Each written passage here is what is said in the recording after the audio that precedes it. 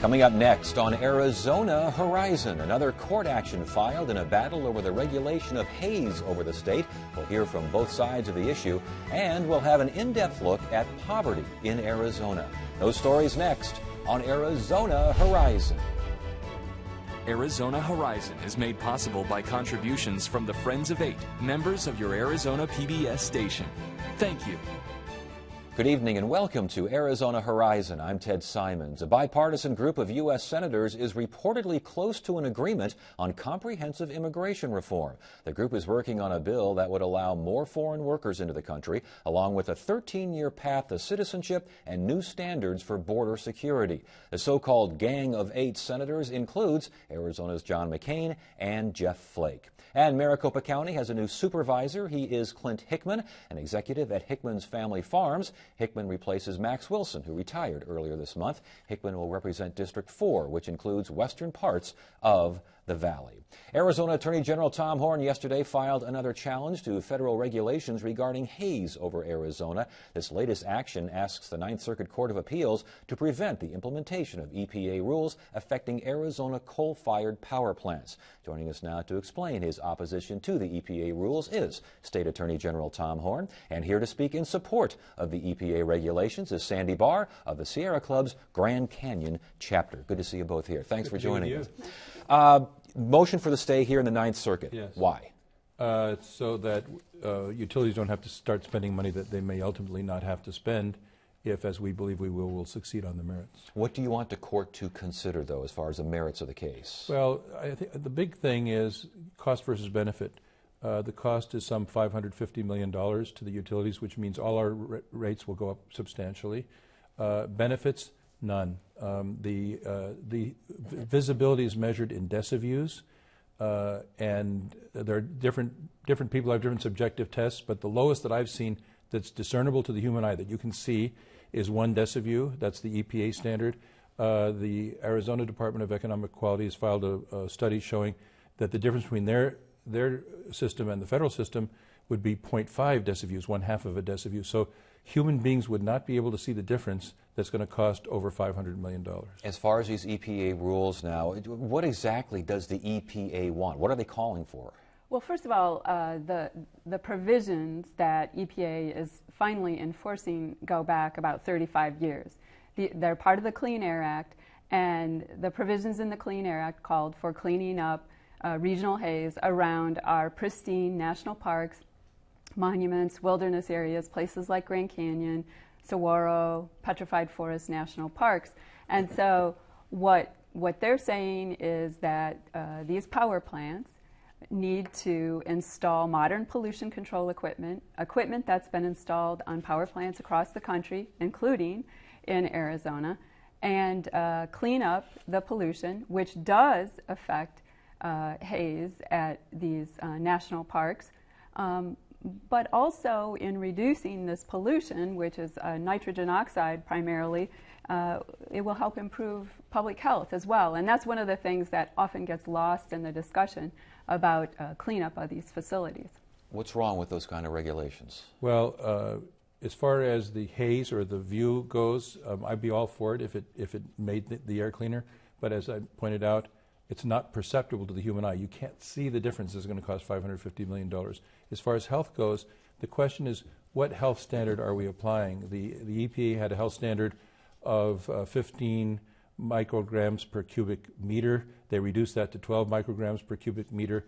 Here they have no evidence as to any quantity here, and what they've said is they claim it would help health, but they say for the purpose of this action we are not authorized to consider these health benefits, and we have not done so. So there's been no showing that there will be any measurable improvement to health benefits. It may be that the amount of pollutant is below the standard that they've set for the country now of 12 micrograms per cubic meter. I've heard the number like $300 million a year in health costs as far as these plants. Where does that number come from? That's correct. Well, there have been several economic analysis, including by EPA, but also independent economic analysis. And first of all, the cost that as far as the rates go, increase in rates, the utilities are really exaggerating. That's pretty clear from the economic analysis. And also, the healthcare benefits are some things that were evaluated by independent entities. The Clean Air Task Force, for example, looked at how many lives would be saved, looked at asthma attacks, bronchitis, emergency room visits, and then the total cost. The Clean Air Task Force looked at that as well, and it was about $314 million in health costs for these 3 plants alone. So there are health benefits. I mean, you can't argue that reducing nitrogen oxide is not going to help public health. It contributes to smog. That's one of the most dangerous pollutants that we have. And ask people who live in and around some of these plants that have suffered from the pollution whether they think it's not an issue. But it sounds like Arizona has adopted standards. Arizona has its own plan. What's wrong with that plan?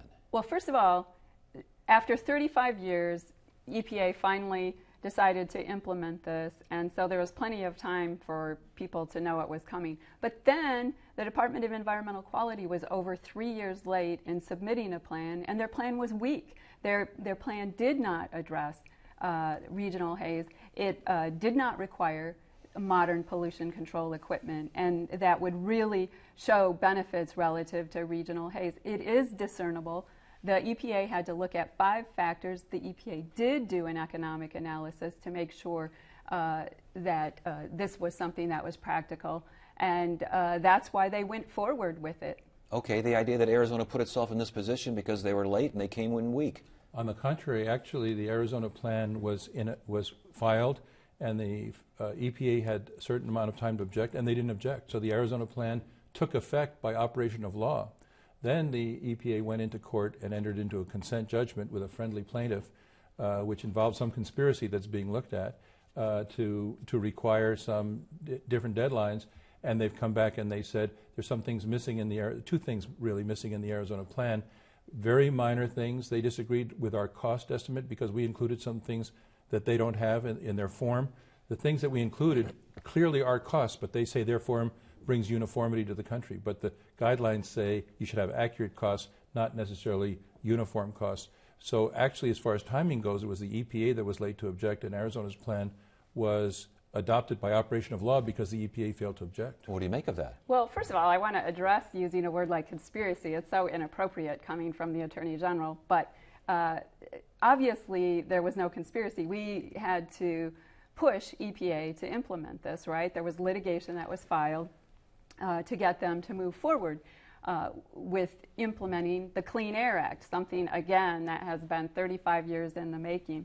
So I think that using that term is inappropriate. The other thing I want to mention is the state is acting on behalf of the big utilities on this, and I think that they should be acting on the behalf of clean air and the citizens of the state, especially the Department of Environmental Quality. They're supposed to be the lead agency for clean air, and yet they submitted a weak plan, and now they're filing lawsuit along with the utilities to keep us from getting more cleanup and for improving visibility and improving public health. What about the argument, though, that if these regulations go into effect, I believe General Horn mentioned this right off the top, it would hurt ratepayers. It would maybe mean folks in southeastern Arizona would lose power altogether. Rural areas 8 times more than the rest of Arizona.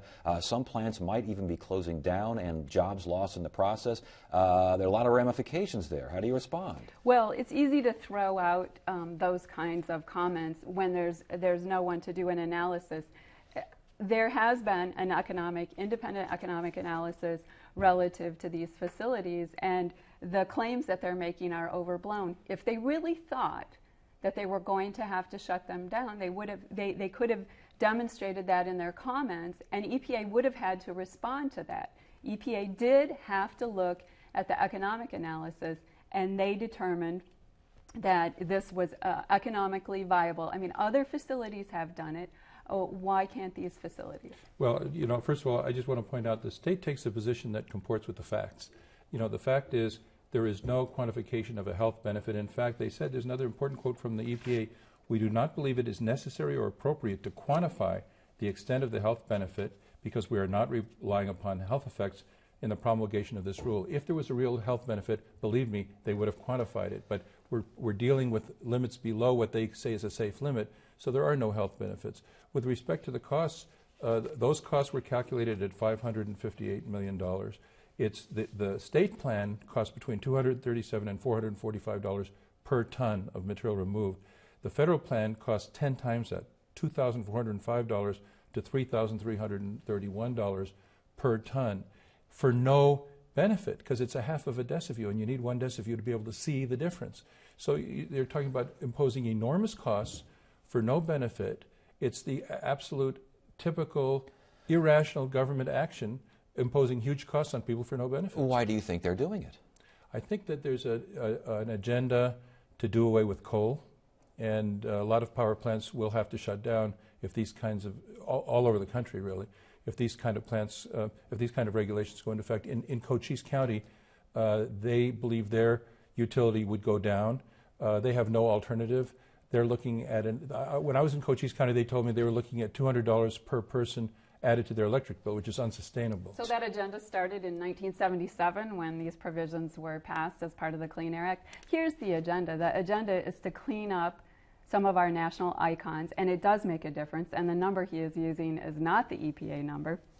The other thing is, I mean, Grand Canyon, Petrified Forest, Saguaro National Parks, these places, they contribute to our economy. They contribute to jobs, millions of dollars, and it's not just those national parks, but other Chiricahua National Monument, a lot of visitors, a lot to the economy of our area, and there are discernible health benefits. Just because EPA focused on regional haze does not mean that there are not health benefits from reducing nitrogen oxide. Common sense tells you that there are health benefits from reducing it. If there were health benefits, they would have quantified them. They explicitly say we will not quantify them. And the reason they don't want to quantify them is because whatever they're talking about, it's below what they've determined to be a safe level with a margin for error under the regulations. Very, very quickly, is it worth the price, though? Big price. Is it worth it to clean up the air? Oh, if the air was dirty and this would clean it up, absolutely. But what we're talking about is a huge price for no benefit because it's not discernible to the human eye. It's like a caricature of irrational government conduct. Very, very quickly, is it worth it to lose jobs and to have rates go sky high in order to get this EPA regulation? Neither one of those are going to happen. Their claims are incorrect. Rates are not going to go sky high because of it, and you can have a lot of jobs created by cleaning up these plants and transitioning to clean, renewable energy and energy efficiency. But I just want to point out these irrational standards just came out very recently. Over the course of the 30 years, Arizona's been working very closely with the EPA to clean up the air. We want clean air. And we have to stop it right. I think we all want clean air. I mean, we have to stop it right there. Good discussion. Good to have you both here. Thanks for joining us. Thank you.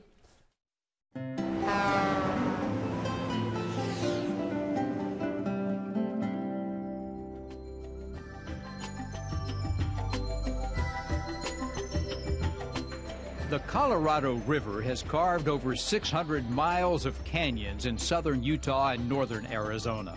As sublime as these chasms are, to travelers, they pose a seemingly insurmountable problem. Just how do you get to the other side? A highway marker on US 89A commemorates a successful effort that for nearly 60 years did just that, Lee's Ferry. Mormon pioneer John D. Lee came here in 1871. He established a ferry service across the Colorado River at the only natural point for 600 miles.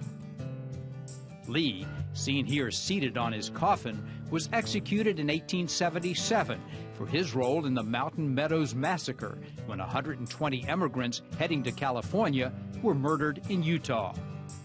The ferry operated for 52 more years, transporting thousands of hikers, horses, wagons, and even small automobiles across the river. Only the railroad and finally in 1929, the Navajo Bridge made Lee's Ferry obsolete. Today, the original Navajo Bridge is reserved for pedestrians, while the new Navajo Bridge, built beside it in 1995, caters to cars and trucks. While the ferry itself is long gone, the name remains. Lee's Ferry is now the terminus for thousands of awestruck sightseers rafting on the mighty Colorado River.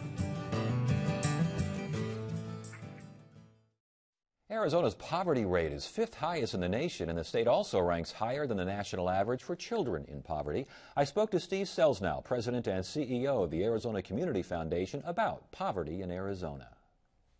And thank you so much for joining us tonight on Arizona Horizon. Thank you. I'm pleased to be here. Let's talk about, there's so much here. Let's talk about poverty, the poverty rate in Arizona, where we stand right now. Well, first of all, let me say that what I want to share with you is that Arizona has many attributes and assets. And whenever you have a discussion about poverty, you tend to ignore the really great elements of a place or a state. And I think we're all fortunate to live here. But there are some areas where we really need to focus on. And I think we really need to look hard at the data that we have available to us to help us make the best possible choices that we can make as a state. So if you look at most of the indicators around social health and poverty, and you look at how we rank and compare to other states across the country, in the vast majority of those nationally validated indicators, we typically end in the bottom 10% of all states, the lowest 5. Not on every indicator, but on most indicators around children, most indicators around social health, and it's disturbing data that we really have to confront and come up with the right policy solutions to help address them. 5th highest poverty rate in the U.S., Arizona kids in poverty higher than the national average. 5th worst conditions for kids and families. These are some of the things that you've mentioned and you've presented by looking at facts and figures. Why are we there? Well, I think if you look at this historically, and it's very important that we look at data over long periods of time, you can't just look at what happened as a result of the 08 recession, because I think there are trends that we can learn if we go back 20, 30 years. But on some of the areas where you would invest in human capital, we have chosen as a state not to make investments that others have made. So most people know about the level of investment in K-12. And if you look back 30 years, it has declined repeatedly over that period of time. If you look at investment in higher ed or in community colleges, it's very low. Now, that doesn't cause poverty, but what it does is it helps children out of poverty. And so we know from all the economic research, and it's been validated, that if you invest in children early and you invest in education all the way through the pipeline, you break the cycle of poverty in families. So if you get one kid to college that's from a poor family, you break the cycle of poverty in that family. So education is a key factor in changing conditions for poverty, and it's always been that case in the United States. It's been really the driver of our great economy.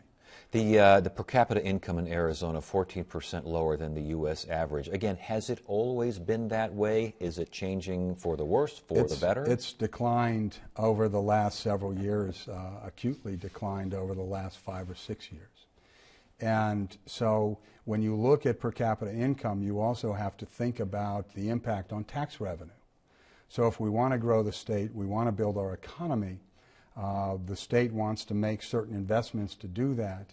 If our workforce is not properly educated, if our per capita income is going down as a result of kids who are not graduating high school, or graduating high school not ready for post-secondary or not ready for jobs, they're not going to produce tax revenue. And so 30 years from now, or in the year 2030, we're going to have a real crisis of producing enough revenue if we can't produce the workforce that can be higher paid, higher skilled. How do we produce that workforce? How do we get them the education when, and there are some who argue this, that there's a cultural problem here. We can't get moms and dads to make sure that junior and sis are going to school. Well, I think that's really critically important, and I think that education requires parents to be involved and parents to be engaged. But that's not a reason not to invest in children in schools. You want families to engage. You want families to set the right moral structure and the right values and the right patterns and habits. But if they don't, you don't give up on the kids. And it's been proven all over the country and in this state that you can still break that cycle of poverty. You can still take poor children, hold very high expectations of them, and get them to college. We run the largest scholarship program in the state. We've sent thousands of kids to college who come from poverty.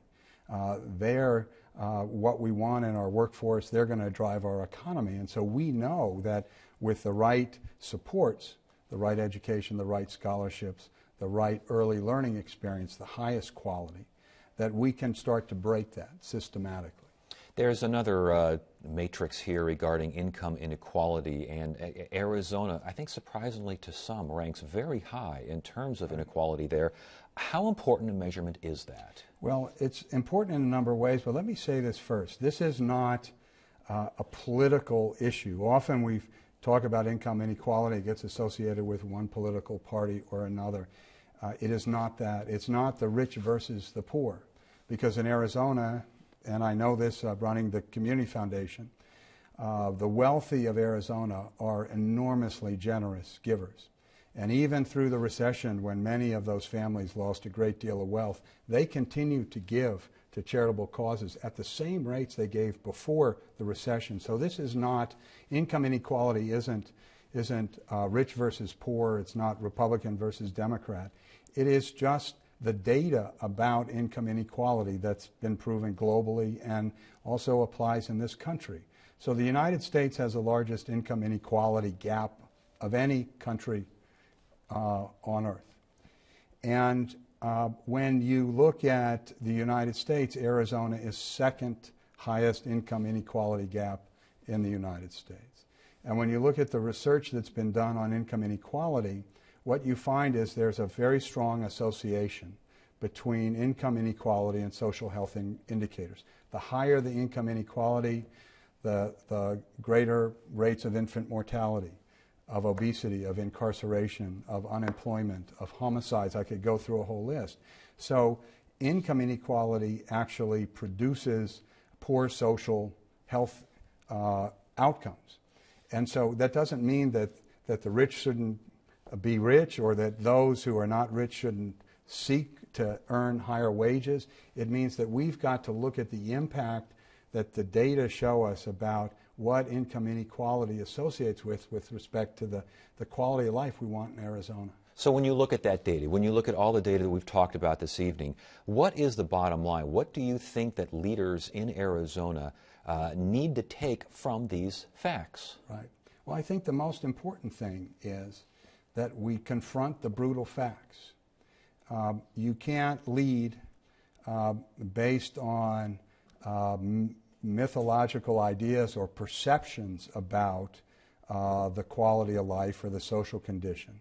You have to really confront the facts. And I think the dialogue that we have in the state and the debate that we have about what's the right policy set should be driven first by what are the facts, what's the data. And the Arizona Community Foundation, in concert with Morrison Institute at ASU, created Arizona Indicators.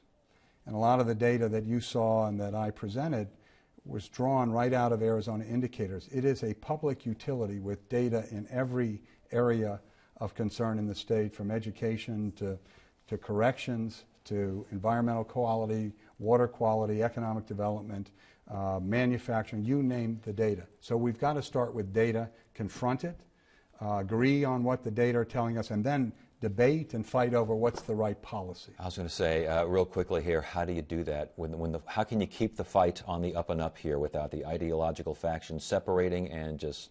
I think you solve the ideological problem if you can get everybody agreed to let's look at facts and let's agree on the facts. And if we can get the right facts, we can get the facts that and the data that can be trusted, and we can look at them from multiple sources, not just one source, not just certain politically biased think tanks, but we look at the best, most validated data that we collect here in this state then I think we can move past the ideological conversation, say, let's agree on this data. Now, let's fight about the way to solve this problem. Then that's the right place for one's values and ideologies to play out in the political debate once you're working off a common set of facts that we can all agree to.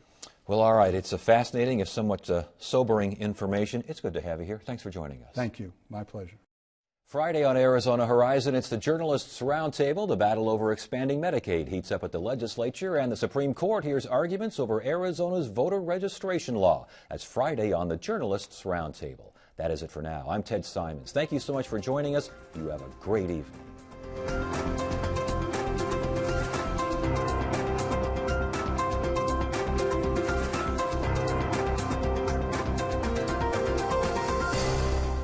Arizona Horizon is made possible by contributions from the Friends of 8, members of your Arizona PBS station. Thank you.